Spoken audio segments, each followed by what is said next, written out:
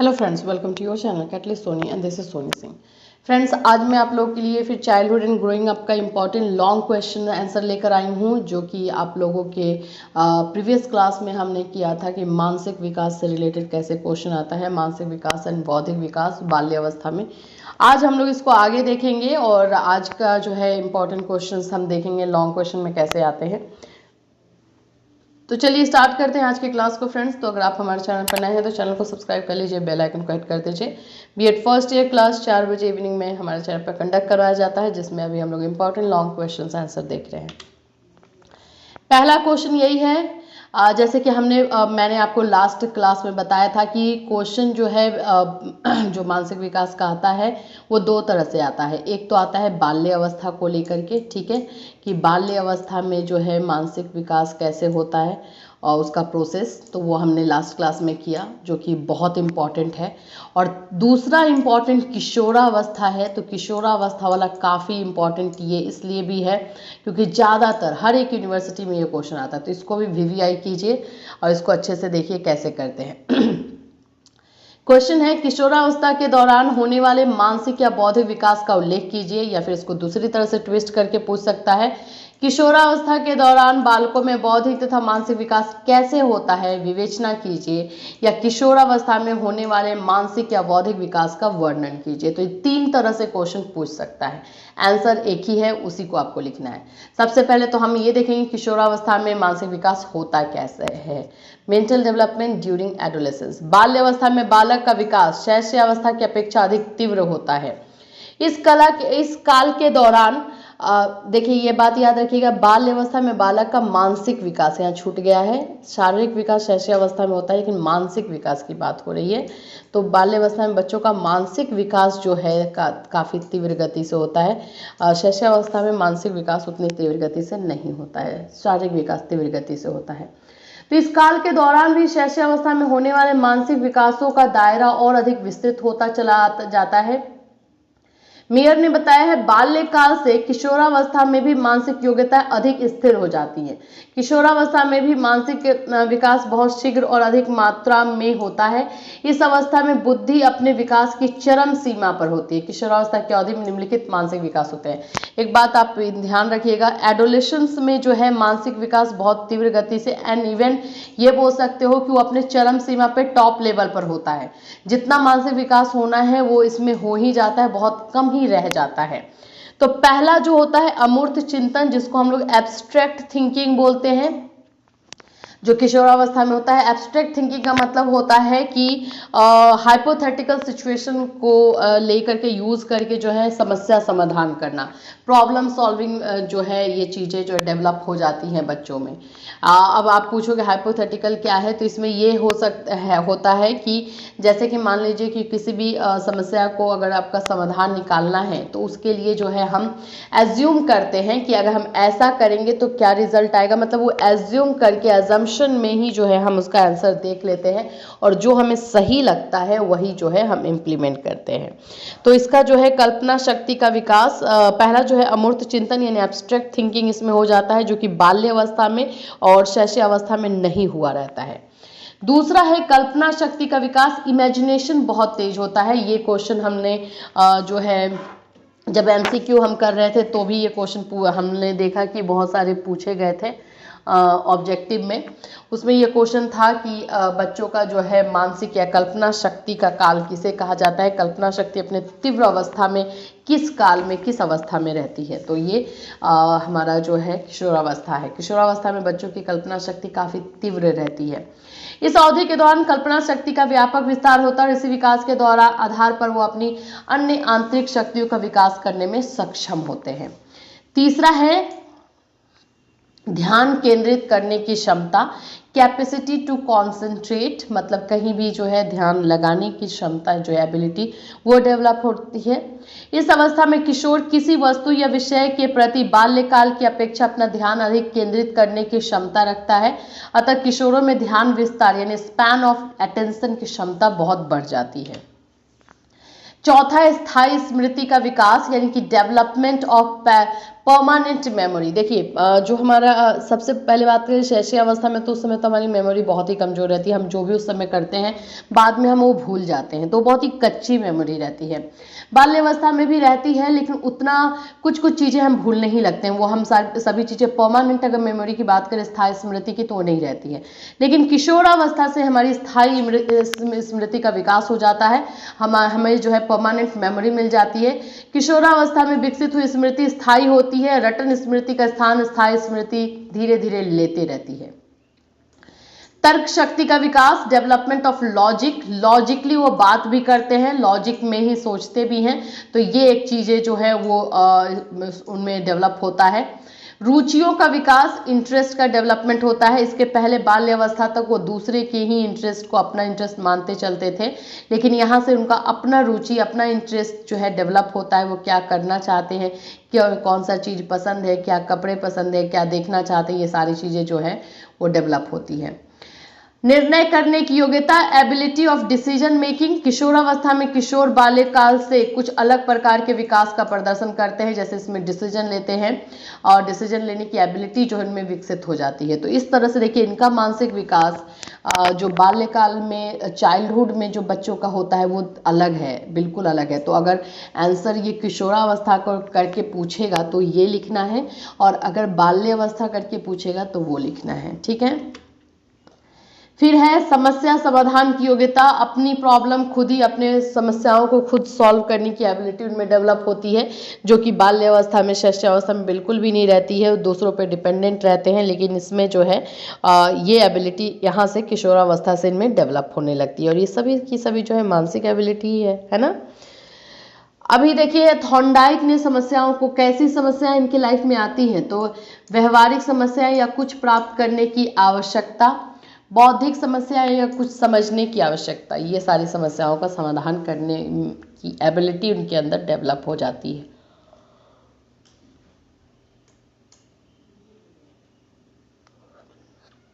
स्वतंत्र पठन का विकास, डेवलपमेंट ऑफ इंडिपेंडेंट रीडिंग। किशोरावस्था ये एक ऐसी अवस्था है जहां से बालकों में स्वतंत्र पठन की रुचि का विकास शुरू हो जाता है। स्वतंत्र दैट मीन्स की खुद से पढ़ाई करना, कैसे पढ़ाई करना है वो सारे प्लानिंग के साथ। भविष्य के प्रति जागरूकता, बहुत ज़्यादा ही अपने फ्यूचर को लेकर के कॉन्शियस हो जाते हैं और अवेयरनेस इनमें आ जाता है, उनको क्या करना है, कैसे करना है, ये सारी चीज़ों का उनमें टेंशन हो जाता है। बुद्धि का अधिकतम विकास, मैक्सिमम डेवलपमेंट ऑफ इंटेलिजेंस, ये तो प्रूव हो गया है कि बच्चों का जो बुद्धि है इसका ज़्यादा से ज़्यादा विकास जो है 14 से 16 वर्ष की आयु तक हो जाता है, अधिकतम विकास। टर्मन के अनुसार स्कूल के विद्यार्थी और वयस्क 16 वर्ष तक बुद्धि के विकास के शिखर पर होते हैं। यह बुद्धि का विकास कर सकता है, इसका उत्तर पूरे विश्वास के साथ देना बहुत कठिन है। 16 वर्ष की आयु के पश्चात यह अर्थ नहीं कि बालक बौद्धिक रूप से और विकसित नहीं होता, मतलब उसके बाद भी होता है, लेकिन मैक्सिमम जो बुद्धि है इस स्टेज में डेवलप हो जाती है।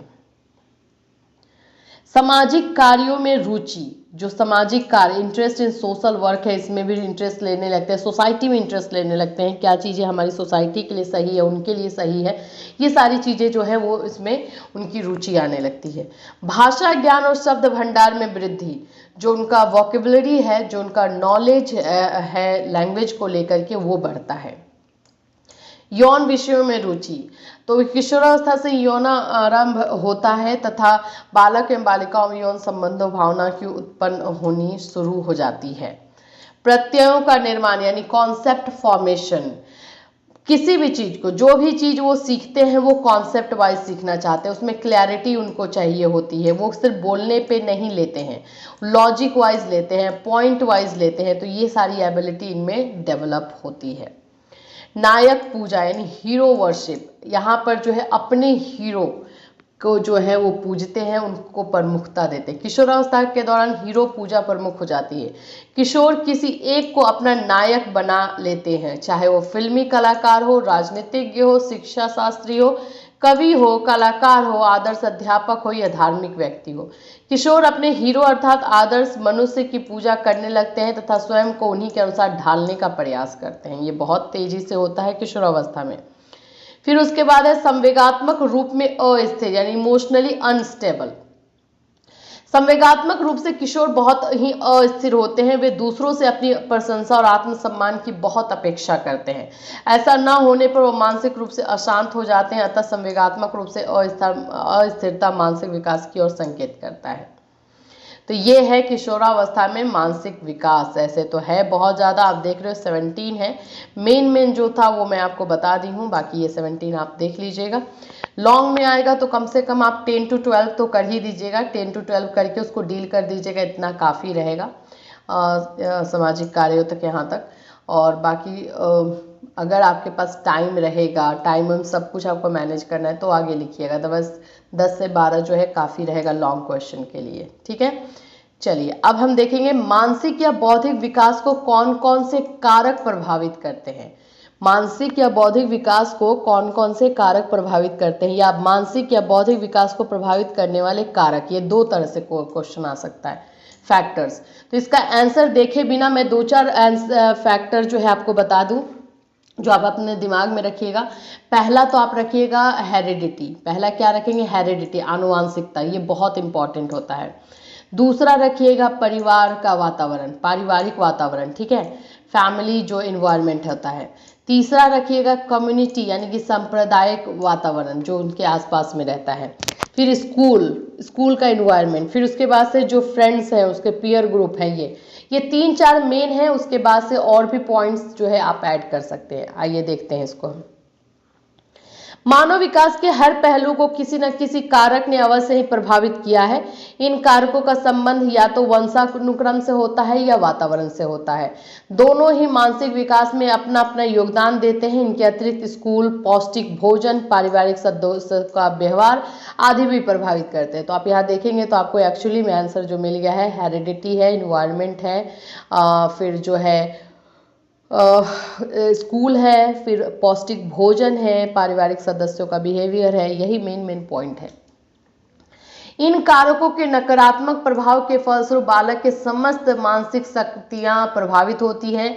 यही कारण है कि विद्यालय, परिवार, समुदाय के मध्य सौहार्दपूर्ण संबंधों की स्थापना पर निरंतर बल दिया जाता है। चलिए आइए देखते हैं प्रभावित करने वाले कारक। सबसे पहला तो लिखा हुआ है शिशु काल में अपर्याप्त भोजन, यानी कि जब आप इन्फेंसी की अवस्था में होते हो उस समय अगर आपको सही तरीके का भोजन नहीं मिले तो।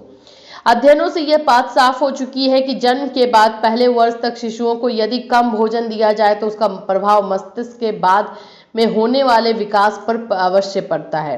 भ्रूणावस्था यानी फेटल पीरियड में मस्तिष्क की वृद्धि, स्फुरण यानी growth spurt for the brain सबसे अधिक होती है। जन्म के पश्चात प्रथम वर्ष के अंत तक मस्तिष्क प्रौढ़ावस्था के मस्तिष्क का भार 70% भार ग्रहण कर लेता है। 2 वर्ष की आयु तक मस्तिष्क का विकास लगभग पूर्ण हो जाता है। तो इसमें अपर्याप्त भोजन को रखा गया है। दूसरा है माता पिता व बालकों में अंतःक्रिया का प्रभाव, यानी कि जो बच्चे हैं और जो पेरेंट्स हैं उनमें कैसे इंटरेक्शन होता है, किस तरह से बातें होती हैं। वो माता पिता के मानसिक गुणों पर उसके माता पिता का प्रभाव पड़ता है। अपने परिवार के सदस्यों का अनुकरण करके वो अनेक बातें सीखता है। बिल्कुल उसके आसपास में जिस तरह का माहौल बना है और स्पेशली पेरेंट्स के तरफ से बना है तो वो बच्चा जो है जरूर उसको फॉलो करता है। अनुकरण करना का मतलब होता है फॉलो करना। घर का पर्यावरण बालक में आत्मविश्वास की भावना पैदा करता है, उसमें सेल्फ कॉन्फिडेंस आता है। इसी तरह से वुल्फ ने इसके बारे में बोला है, बुद्धि से संबंध पर्यावरण की प्रक्रियाओं का अध्ययन किया है। इस अध्ययन ने उसने 13 प्रक्रियाओं के चरों यानी वेरिएबल्स का उल्लेख किया है। ये चर बुद्धि के विकास में अभिभावक व बालक के मध्य होने वाली अंतःक्रिया की व्याख्या करते हैं। चलिए नेक्स्ट हम देखेंगे तो ये हमारा है वंशानुक्रम, जो हेरिडिटी, जो मैंने आपको बताया कि ये मानसिक विकास में जो है बहुत इंपॉर्टेंट रोल प्ले करती है। जो उसके माता पिता से या फिर उसके जो ग्रैंड पेरेंट्स से है, जो भी चीज़ें उसको मिलती है बच्चे के मानसिक योग्यता को बहुत प्रभावित करती है। गेट्स एवं साथियों के अनुसार किसी बालक का उससे अधिक विकास नहीं हो सकता जितना उसका वंशानुक्रम संभव बनाता है। चौथा है लिंग भेद। अगर बच्चों के साथ इस तरह का कुछ डिफ्रेंसिएशन हो रहा है जैसे लड़कों के साथ अलग, लड़कियों के साथ अलग, तो इसका दिमागी तौर पे बहुत गहरा असर पड़ता है और मानसिक तौर पे ये बहुत गहरा असर डालता है। औरतों को मिली हुई जन्मजात कुछ शक्तियां जो उन्हें दूसरों की अपेक्षा कुछ अधिक भूमिकाएं करने के लिए प्रेरित करती हैं। माता पिता और बच्चे का संबंध, पेरेंट चाइल्ड रिलेशनशिप। पांचवा है उपलब्धि, अभिप्रेरणा की आवश्यकता और बौद्धिक विकास। बोला ऐसा जाता है कि जो चीजें हम अर्जित करते हैं यानी कि अचीव करते हैं वो हमारे लिए मोटिवेशन का काम करती है। सही बात है, वो अगर हमें उस तरह का मोटिवेशन मिलता है, कोई भी सक्सेस हम लेते हैं या सामने से मिले या पेरेंट्स के थ्रू मिले या फिर टीचर्स के थ्रू मिले, तो वो हमारे लिए एक संजीवनी बूटी का काम करती है। वो हमारे बौद्धिक विकास में संजीवनी बूटी का काम करती है और हमारा बौद्धिक विकास, हमारा मानसिक विकास जो है सही तरीके से हो पाता है। तो देखिए, मानसिक विकास को प्रभावित करने वाले कारक यानी कि फैक्टर्स कौन कौन से हैं, जैसे हमने देखा वैसे तो है यहाँ पे 11 दिखा हुआ है, आप देख लीजिए। शिशुकाल में अपर्याप्त भोजन, दूसरा है माता पिता व बालक में अंतःक्रिया, तीसरा वंशानुक्रम, चौथा लिंग भेद, पांचवा उपलब्धि अभिप्रेरणा, छठा स्कूल। ये मैंने नहीं दिया है लेकिन आप इसके पॉइंट्स में आपको बता रही हूँ, आप जरूर लिखिएगा। फिर है सातवां परिवार की सामाजिक आर्थिक दशा, फैमिली का जो है रेपुटेशन कैसा है समाज में, या फिर आर्थिक तौर पे यानी कि इकोनॉमिक तौर पे फैमिली कैसी है, उसका असर बच्चे के दिमाग पे पड़ता है। फिर है आठवां है द्वंद्व और कुसमायोजना का प्रभाव, यानी कि घर में अगर हमेशा लड़ाई झगड़ा होते रहता है या मैल एडजस्टमेंट है, कुसमायोजन है, तो उसका असर पड़ता है। फैमिली का वातावरण जो मैंने आपको पहले ही बताया, परिवार का वातावरण। फिर उसके बाद है शारीरिक वृद्धि, अगर भोजन की कमी की वजह से अगर बच्चे का शारीरिक वृद्धि सही तरीके से नहीं हो पाया है तो वो 11 है वातावरण यानी कि इन्वायरमेंट। इसमें इन्वायरमेंट में सभी तरह के इन्वायरमेंट आ जाते हैं। आपके सामाजिक वातावरण आ जाएगा, आपका जो है बोल सकते हैं कि जो सांप्रदायिक यानी कम्युनिटी, जिस संप्रदाय में आप रहते हो वो वातावरण आ जाएगा, आपका आसपास के लोग आ जाएंगे, सभी तरह के ये इसमें आ जाएगा वातावरण में। तो ये 11 जो है पॉइंट है, इस तरह से डायग्राम बना करके आप जरूर दिखाइएगा। और मैंने तो अभी बस इसलिए बताया क्योंकि ये क्लासेस तो एक्चुअली में हम पहले ही ले चुके हैं, अभी तो सिर्फ इंपॉर्टेंट क्वेश्चंस मैं आपके साथ डिस्कस कर रही हूँ और कौन कौन से चीज़ें लिखना है वो बता रही हूँ। अगर आपको इसको और डिटेल में जानना है तो आप हमारे प्लेलिस्ट में जाइए और वहाँ पे जो बीएड का प्लेलिस्ट बना हुआ है वहाँ से जाकर के ये सारे क्लासेस, मानसिक विकास के क्लासेस आप सब देख सकते हैं, बहुत डिटेल में वहाँ पे बताया गया है। अब आइए इंग्लिश में देखते हैं। Mental development during adolescence, adolescence के दौरान जो है मेंटल डेवलपमेंट कैसे होता है। तो पहले एब्स्ट्रैक्ट थिंकिंग होता है यानी कि जो हमने अभी पढ़ा अमूर्त विकास। फिर है डेवलपमेंट ऑफ इमेजिनेशन, इमेजिनेशन का डेवलपमेंट होता है। फिर परमानेंट मेमोरी इसी में आती है। कैपेसिटी टू कॉन्सेंट्रेट यानी कि फोकस करने का जो है वो आता है। फिर है development of logic, development of interest, ability of decision making and problem solving ability. इसमें देखिए 17 है, हमने कुछ ही जो है आपको एक्सप्लेन किया है क्योंकि ये क्लास में बहुत अच्छी तरीके से करवाया गया था। मेरा यहाँ पे मोटो है कि आपको इम्पॉर्टेंट क्वेश्चंस बता सकूँ, कुछ पॉइंट्स को एक्सप्लेन किया है, कुछ पॉइंट्स हैं आपको अगर ये लॉन्ग में आता है तो कम से कम 10 से 12 जो है पॉइंट्स आप एक्सप्लेन कीजिएगा। सारा एक्सप्लेन करना नहीं है, 2-2 लाइन में एक्सप्लेन कीजिएगा, काफ़ी है। फिर है फैक्टर्स अफेक्टिंग मेंटल डेवलपमेंट जो यहाँ पर है आप लोगों के लिए। तो ये फैक्टर्स ऐसे है 11 टोटल, तो आप लोग इस तरह से करेंगे। तो ये रहा फ्रेंड्स आज के क्लास का ये पीडीएफ भी आप बोलिए, इसको आपको टेलीग्राम पे मिल जाता है, टेलीग्राम से वहाँ से देख लीजिएगा। इंपॉर्टेंट क्वेश्चंस जरूर देखिएगा, इसको आप किस तरह से कर सकते हो, इससे और बेटर वे में कर सकते हो, कुछ और अलग से डायग्राम बना सकते हो तो अच्छी बात है, लेकिन ये क्वेश्चन जरूर कीजिएगा। आज का और कल का क्वेश्चन जो वीवीआई में आएगा, प्लीज़ इसको जरूर कीजिएगा, इनमें से कोई ना कोई क्वेश्चन रहेगा। चलिए आपसे फिर मिलूंगी, till then have a nice day.